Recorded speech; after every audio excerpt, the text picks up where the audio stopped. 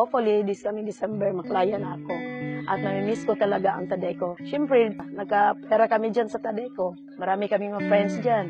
And ang Tadeco, sa among orientation po, they treat as one family. Nung nagsimula ang Tadeco, nakita ko na yan doon sa mga inmates that they were able to send their children to school kahit na nasa loob sila ng kulungan because they were earning money. Hindi na mabilang kung ilang preso ang nakapagpaaral ng mga anak nila.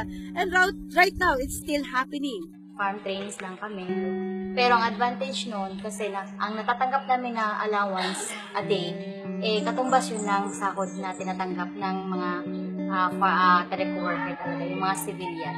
Tulad ko po, kulong ako. Imbis na yung pamilya namin ang tumulong sa amin, kami na po ang tumutulong sa kanila. Kahit kulong kami, nakakatulong na kami sa kanila. Pinaka-big talaga ng opportunity ng Tadeco sa amin. Kasi number one, nakakatulong ako sa pamilya ko. Lalong-lalo na po na wala na akong papa. Mama na lang po. Tinutulungan ko yung mama ko.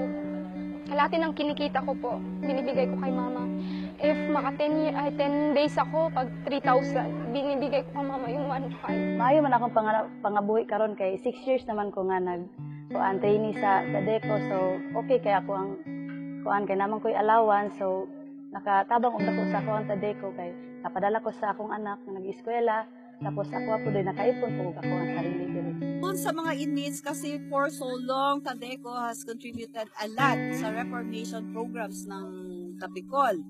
Kung may opportunity na gusto patrabahin ako, magtrabaho ako ng Tadeco kasi dito po, kahit ex-convict ka, tatanggapin ka pa rin sa Tadeco. Na-lift up namin ang aming self-esteem, dignidad, na nawala sa amin one time, exactly. So with Tadeco, talagang makasabi namin parang isang malaking tulong naman. So maraming salamat.